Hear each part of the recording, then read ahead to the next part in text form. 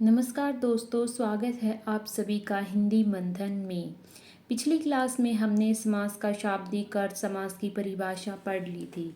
आज हम समास के भेद पढ़ेंगे कि समास के कौन कौन से भेद होते हैं और उनको पहचानने की ट्रिक देखेंगे। ठीक है दोस्तों, तो चलिए हम अपनी क्लास शुरू करते हैं। तो पहला पढ़ते हैं हम अव्ययी भाव समास।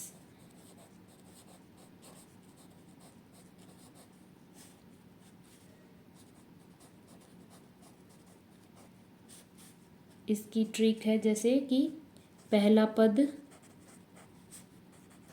प्रधान हो, ठीक है, और दूसरी जिसका पहला शब्द अव्यय हो,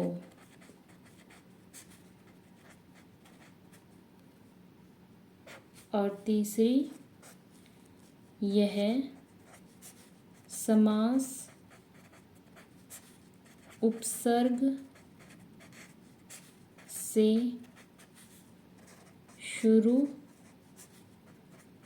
होता है। ठीक है दोस्तों, तो इसके हम कुछ उदाहरण देख लेते हैं अब।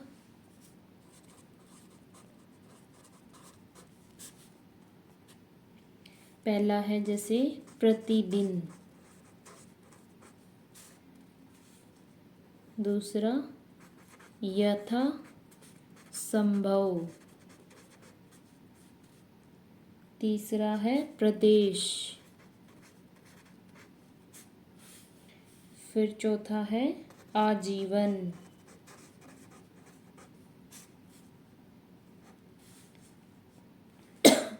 निसंदेह आदि।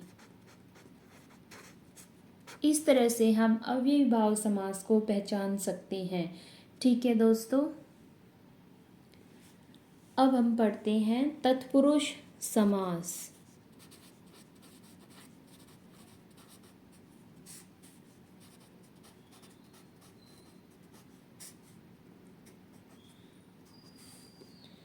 इसमें देखिए, जिसका दूसरा पद प्रधान हो, दूसरी दोनों शब्दों के बीच कारक चिन्ह, कारक चिन्ह आपको पता होगा, जैसे कर्ता ने कर्म को करण से, ठीक है, विभक्ति,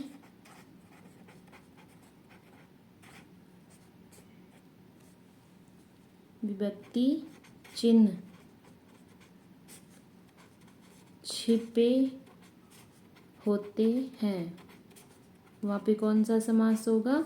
तत्पुरुष समास। ठीक है, और तीसरी बात इसमें इम्पोर्टेंट है, तत्पुरुष समास में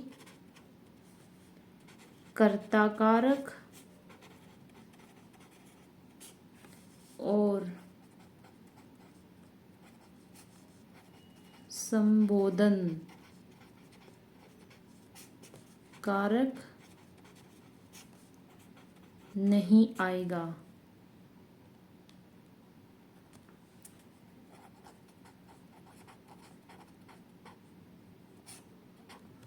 ठीक है दोस्तों, तो इसमें मैंने आपको तीन चीज़ बताई तत्पुरुष समास में। पहली, दूसरा पद प्रधान होगा, दूसरी दोनों शब्दों के बीच कारक चिन्ह, विभक्ति चिन्ह छिपे होते हैं, और तीसरी तत्पुरुष समास कर्ता कारक और संबोधन कारक नहीं आएगा। ठीक है, अब हम इसके उदाहरण देख लेते हैं। उदाहरण देखिए बेटा, तत्पुरुष समास के, जैसे राजपुत्र, इसका विग्रह करेंगे, राजा का पुत्र, दूसरा है जेब कतरा, जेब को काटना। ठीक है, इसके बाद तीसरा देखिए, रोग ग्रस्त, रोग से ग्रस्त। ठीक है, कारक चिन्ह आप लोग देख लीजिए, जैसे कि कर्ता ने, कर्म को, करण से, साधन सहायता, संप्रदान के लिए, अपादान से अलग होना, संबंध का के की, अधिकरण में पर, संबोधन हे अरे। ठीक है दोस्तों, अब हम पढ़ते हैं कर्मधारय समास।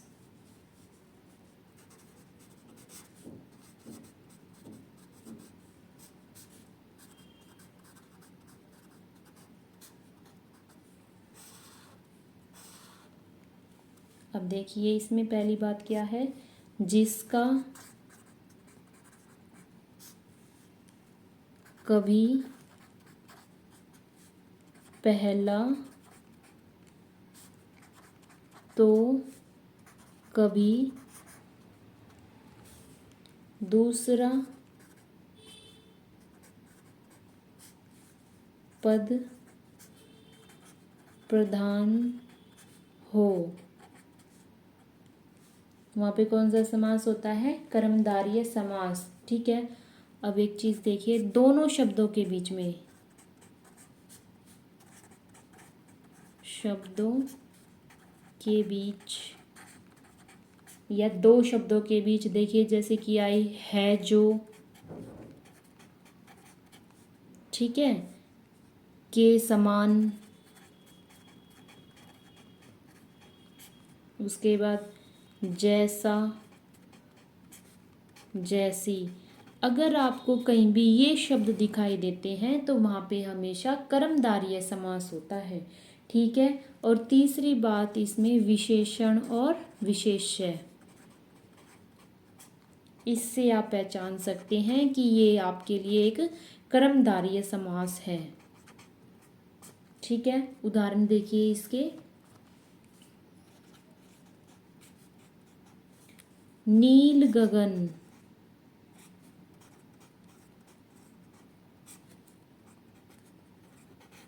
नीला है जो गगन। ठीक है, उसके बाद काली मिर्च, काली है जो मिर्च।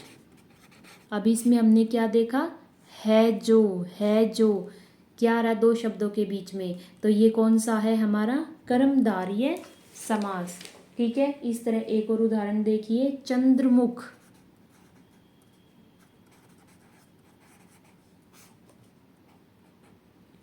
चंद्रमा के समान मुख। ठीक है, अब हम इसी तरह अपना अगला समास पढ़ते हैं। अब हम पढ़ते हैं द्विगु समास।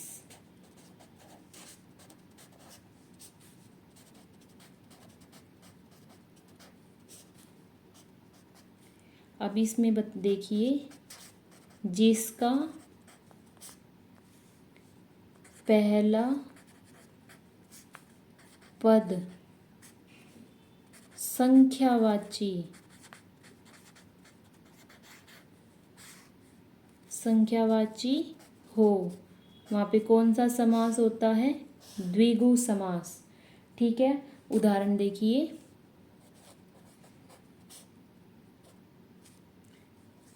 दो पहर,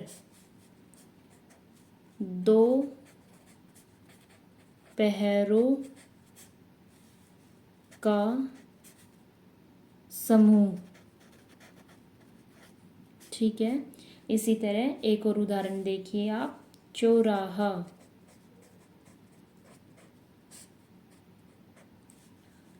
चार राहें। तो कौन सा समास है ये? हमारा द्विगु समास। कैसे पता चला कि ये द्विगु समास है?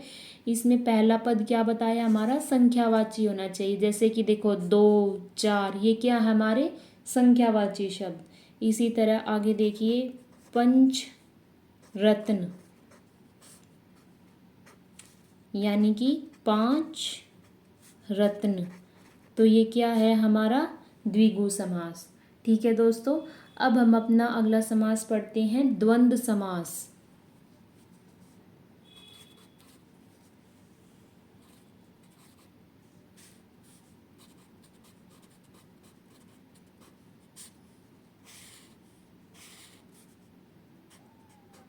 इसमें देखिए पहली ट्रिक क्या होती है हमारी, दोनों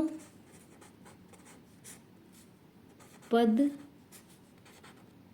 प्रधान हो, वहाँ पे कौन सा समास होता है? द्वंद्व समास। ठीक है, अब दूसरा देखिए, दोनों शब्दों के बीच योजक चिन्ह, योजक चिन्ह हो। योजक चिन्ह कौन सा होता है? हमारा ये वाला। ठीक है दोस्तों, और इसमें एक और बात ध्यान रखिए, विलोम शब्द, इसके जरिए आप इसको बहुत आसानी से पहचान लेंगे कि ये हमारा द्वंद्व समास है, जहाँ भी आपको एक शब्द दूसरे के विलोम दिखाई दे। ठीक है, जैसे उदाहरण देखिए,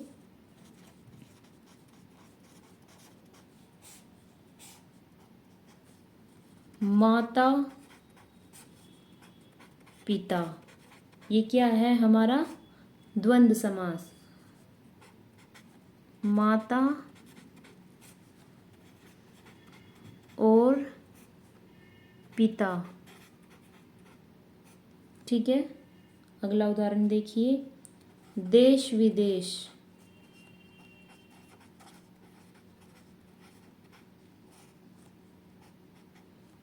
देश और विदेश। ठीक है दोस्तों, इस तरह हम अपने समास को पहचान सकते हैं। हमने यहाँ पे क्या देखा? माता और पिता। माता का विलोम क्या होता है? पिता। तो ये हमारा कौन सा समास है? द्वंद्व समास। इसी तरह देश का विलोम क्या होता है? विदेश। तो ये क्या हुआ? हमारा द्वंद्व समास। ठीक है दोस्तों, अब हम अपना अगला समास पढ़ते हैं, बहुव्रीहि समास।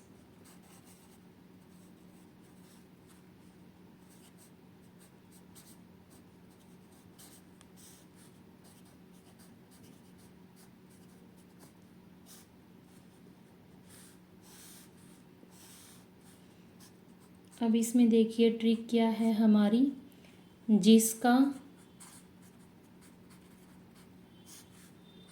कोई भी पद प्रधान न हो, बल्कि कोई अलग या विशेष पद प्रधान हो, वहाँ पे कौन सा समास होता है? बहुव्रीहि समास। ठीक है, अब इसके उदाहरण देखिए आप।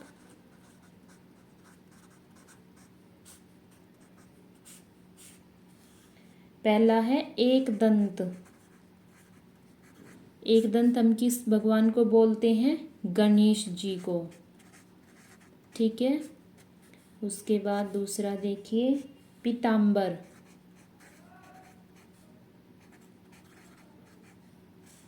पीताम्बर यानी कि विष्णु भगवान। ठीक है, फिर है चक्रवाणी।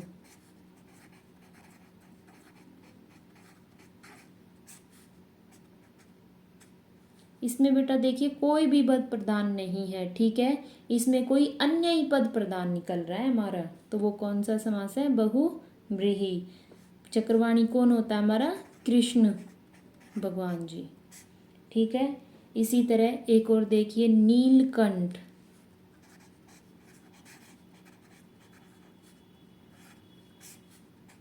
नीलकंठ कौन सा भगवान होता है? शिव, ठीक है दोस्तों।